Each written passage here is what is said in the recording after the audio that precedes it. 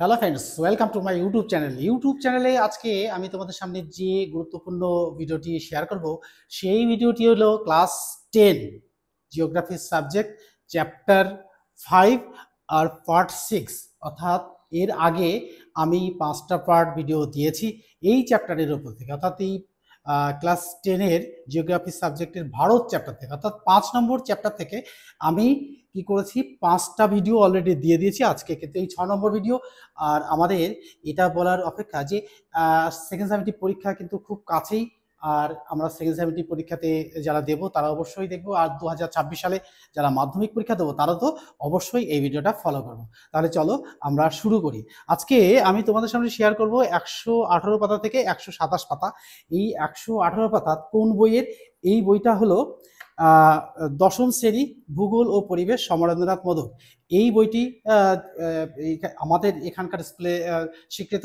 এবার এই বই ছাড়াও কিন্তু অনেক বই আছে, যে বই তোমরা কিন্তু সিলেক্ট করে করতে পারো, অর্থাৎ বিভিন্ন রাইটারের বই তোমরা ইউজ করতে পারো। তাই আমি বলবো যে এই ভারত চ্যাপ্টারই আমরা আজকে 118 পাতা, অর্থাৎ আমরা কফি, এই কফি থেকে আজকে শুরু করবো এই 6 নম্বর ভিডিওটি। তাহলে চলো আমরা শুরু করি। দেখো, এই কফিটা কি? এর বৈজ্ঞানিক নাম কফিয়া। এটাই প্রথমে জানতে হবে যে কফিটা কি। কফিটা হলো একটা পানীয় ফসল, অর্থাৎ পানীয় গাছে পানীয় হয় না।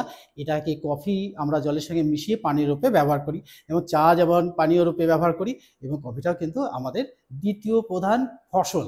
এই কফি আমরা সাধারণত শীতকালে ব্যবহার করি, অর্থাৎ শীতকালেই পান করি। তাছাড়া আমরা সব ঋতুতেই পান করতে পারি, কিন্তু শীত ঋতুতে একটা বেশ আরামদায়ক লাগে বা আমাদের খেতে ভালো লাগে, তাই আমরা শীতকালেই কফিটা পান করি। তা দেখো, এই কফি হলো প্রায় 3 থেকে 6 মিটার লম্বা চিরহরিৎ জাতীয় উদ্ভিদ। অর্থাৎ চিরহরিৎ বলতে যে উদ্ভিদের সারা বছরই গাছে পাতা থাকে তাকে বলবো চিরহরিৎ উদ্ভিদ। এই চিরহরিৎ উদ্ভিদ চাষের পর দ্বিতীয় গুরুত্বপূর্ণ পানীয় বাগিচা হিসাবে ব্যবহার করা হয়েছে এই কফি গাছকে। তো কফির গুরুত্ব দেখো, কফিটা কিসের জন্য গুরুত্বপূর্ণ, এত গুরুত্বপূর্ণ কেন? অর্থাৎ চায়ের পরেই যে পানীয় স্থান সেটা হচ্ছে কফি। কেন? দেখো, এই কফি মাদক বর্জিত মৃদু উত্তেজক পানীয় রূপে মানুষের ক্লান্তি ও অবসাদ মেটাতে বিশেষ ভূমিকা পালন করে। অর্থাৎ চায়ের পরে কিন্তু এই কফি স্থান।